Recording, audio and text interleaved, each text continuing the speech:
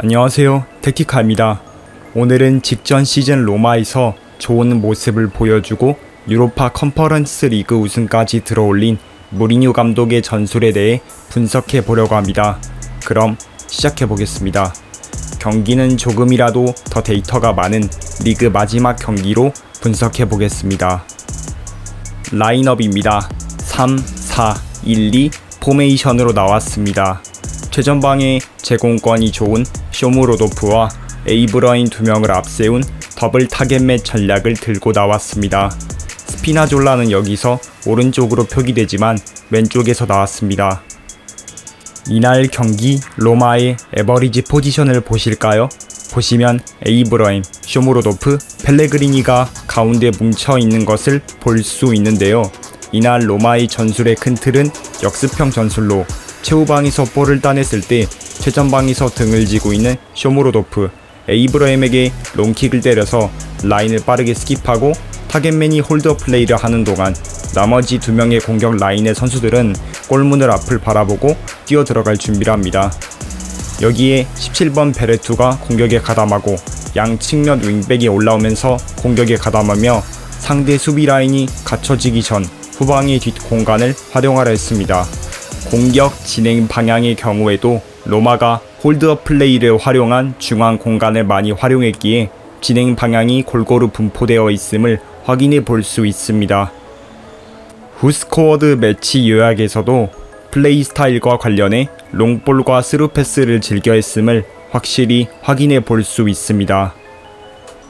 보시면 키패스도 스피나졸라, 베레투, 펠레그리니, 에이브러임 등 공격 지역으로 전진한 선수들이 주로 이뤘으며 지역도 대체로 중앙 지역인 것을 미루어봐 앞선 과정을 잘 활용했음을 알 수 있고, 히트맵을 보면 쇼무로도프와 에이브러임의 대체적인 위치가 오히려 센터서클 주변에서 많이 나타나는데, 이로써 로마의 공격의 출발점이 윗 지역보다는 롱 카운터를 활용해 미들서드 지역에서의 홀드업 플레이로부터 출발했음을 유추해 볼 수 있고, 특히나 쇼무로도프의 히트맵은 우측 하프 중앙 지역에서 두드러졌는데 이 위치에서 자주 출발했음을 유추해 볼 수 있습니다. 오히려 홀드업 플레이로 이어지는 볼을 받은 펠레그리니가 더 높은 지역으로 자주 전진했음을 확인할 수 있는 대목입니다.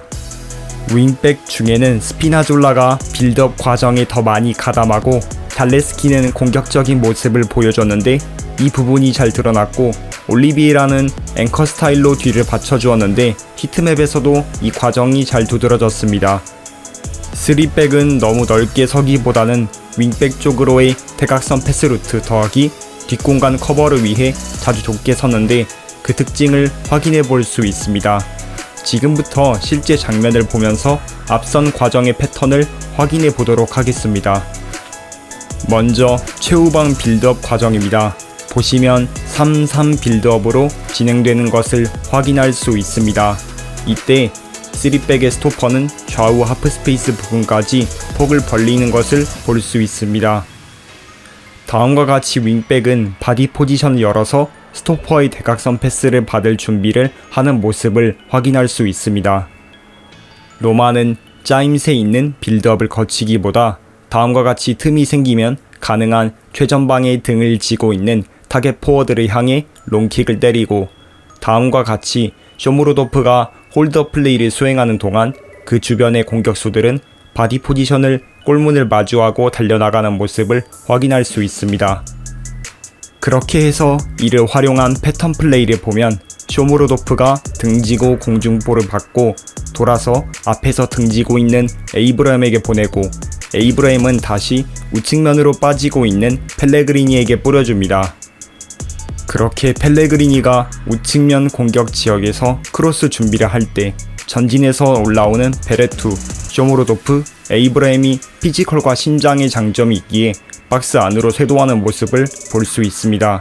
이러한 패턴이 로마가 가져가려 하는 공격 패턴이고, 그렇기에 골킥도 대부분 전방에 등을 지고 있는 타겟맨을 향해 롱킥을 때려 후방에서부터 올라가는 빌드업 과정을 최소화시키고 효율적인 공격 과정으로 이어가려 합니다. 올리비에라보다 윗선에 자주 위치하는 베레투가 중앙 지역에서 볼을 잡았을 때는 측면에서 올라가는 윙백에게 열어주고, 이때 전방의 타겟터 한 명은 등을 지고 홀드업 플레이를 준비하는 것을 볼 수 있습니다. 다음과 같은 역습 상황에서 보면 베레토는 자주 좌측 하프스페이스 지역을, 펠레그리니는 우측 하프스페이스부터 우측 지역을 담당했음을 확인해 볼 수 있습니다. 그 밖에도 앞서 설명한 것처럼 측면 지역에 전진 공간이 있을 때는 공격적인 전진 드리블, 측면 돌파를 시도하는 잘레스키의 모습을 확인할 수 있습니다. 이러한 특징이 앞서 후스코어드 서머리에서 개인적인 스킬을 활용한 기회 만들기에 포함될 것입니다. 역습 패턴을 활용한 만큼 점유율은 토리노가 다소 앞섰고, 따라서 로마는 수비적인 대응을 많이 볼 수 있었는데요. 먼저 상대 최후방 빌드업 시 압박 특징은 강한 압박보다는 투톱이 대부분 수비 라인에 대한 압박을 가져가는데, 다음과 같이 진행 방향 쪽 포워드가 돌아뛰면서 반대 지역에 대한 패스 루트를 제한하는 채널링 압박 움직임을 가져갑니다. 5백은 전진 수비보다는 대체로 최후방에 머물며 최후방 저지선을 단단하게 구축하고 5-3-2로 수비하다가 상대가 상대팀 기준 오른쪽으로 공격을 전개할 때는 좌측에 위치한 베레투가 압박을 위해 전진하고, 좌측 지역으로 전개할 때는 펠레그리니 혹은 올리비에라가 압박에 들어갑니다. 즉, 이러한 5-3-2 수비 대응을 통해 중앙으로 향하는 패스 루트를 우선적으로 차단하고 상대 플레이 진행 방향을 측면으로 유도하는 것이 특징입니다. 또한 상대가 수비 지역까지 전진했을 때 포워드가 모두 내려와 수비에 가담하는 형태가 아닌 테미, 펠레그리니, 쇼무로도프는 가능한 전방에 남아있고, 나머지 선수들이 내려와 5-2 수비 라인을 구축해 방어하고 수비 지역에서 볼 탈취 후 바로 전방에 있는 테미와 쇼무로도프를 향해 롱킥을 때려 역습으로 전개하려 하는 것이 특징입니다. 첫 번째 골도 수비 과정에서 나왔습니다. 최전방에서 펠레그리니가 상대 수비의 패스 실수를 가로채고 테미에게 주고, 테미가 박스 안에서 도는 동작으로 압박을 풀어내며 깔끔하게 슈팅을 때려 넣었습니다. 두 번째 골은 수비가 후방에서 롱킥을 타겟터를 향해 때리고, 위 지역에서 로마가 세컨볼을 탈취 후 플레이하는 과정에서 테미가 박스 안에서 PK를 획득하고 성공시킵니다. 정리해보면 무리뉴의 로마는 단단한 수비 라인을 구축하는 것을 우선시하고, 공격 전개는 가능한 전방에 신장이 좋은 등을 지고 홀더 플레이를 제공하는 타겟맨에게 보내 불필요한 빌드업 과정을 스킵하고 빠른 속공, 역습 과정을 활용하는 것이 특징이라고 볼 수 있습니다. 이제 인게임에서 어떻게 설정했는지 알아보도록 하겠습니다. 먼저 백스리는 공격형 수비 조합으로 설정했는데요. 앞으로 보내는 롱킥 패스를 자주 시도함과 동시에 수비 범위를 더 넓게 가져가 상대가 박스로 들어오기 전에 압박 수비를 하기 때문입니다. 이에 좌우 스토퍼 쪽에는 공격형 수비수 스토퍼를 주고, 중앙의 쿰블라에게는 일반 공격형 수비를 줍니다. 개인 지침은 적게 슈팅, 세게 태클, 더욱 넓게는 대각선 패스 루트를 위해 따로 넣지 않습니다. 양 윙백에 완성형 윙백을 준 이유는 윙백의 영향도가 높기 때문입니다. 스피나졸라에게는 지원 역할을 주어 더 빌드업에 가담케 하도록 합니다. 홀드업 플레이를 위해 크로스 목표는 둘 다 타깃 포워드로 설정합니다. 그 밖에 적게 슈팅, 세게 태클을 주고 위험 감수를 주어 다이렉트 패스를 자주 하도록 해줍니다. 베레투에게는 공격에 올라가는 모습을 보이니 중미 공을 주고, 올리비에라는 앵커 플레이를 하고 뒤를 받쳐주니 딥라플 수비를 줍니다. 베레투는 수비 풀백 사이 이동을 주어 좌측 하프스페이스 움직임을 극대화시킵니다. 역시 크로스 목표는 타깃 포워드고 나머지 지침들은 전과 같습니다. 올리비에라는 안정적인 플레이를 위해 위험 감수를 제외합니다.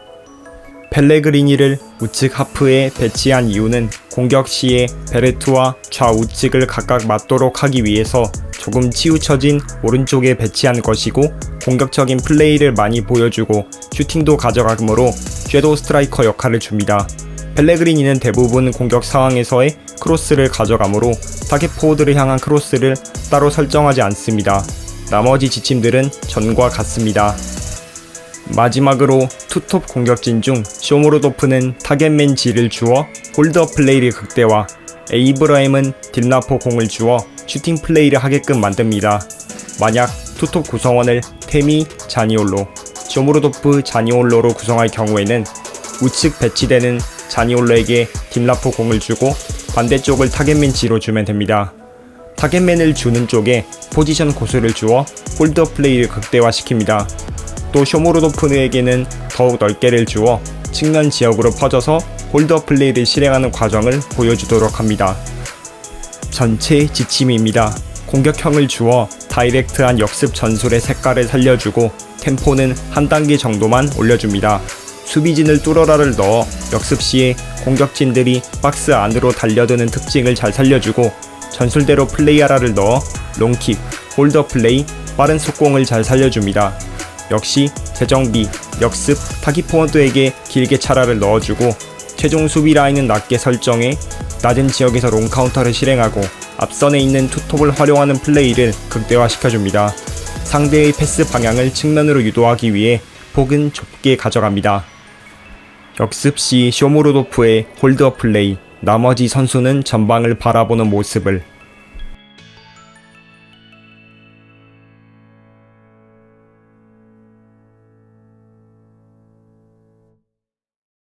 타겟맨 쇼무로도프를 향해 롱킥을 차 위에서부터 시작하는 모습을.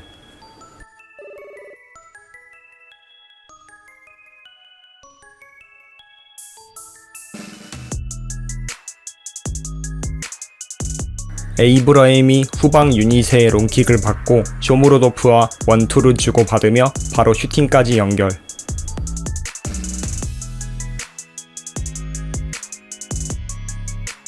공격진은 높은 위치에서 롱킥을 받을 준비를 하고 나머지는 수비에 가담하는 모습. 에이브라임의 채널링, 측면 지역에서 압박 수비, 수비 지역에서의 소유권을 획득하자마자 전방의 측면으로 빠지는 쇼무로도프에게 롱킥을 때리는 모습을 확인해 볼 수 있습니다.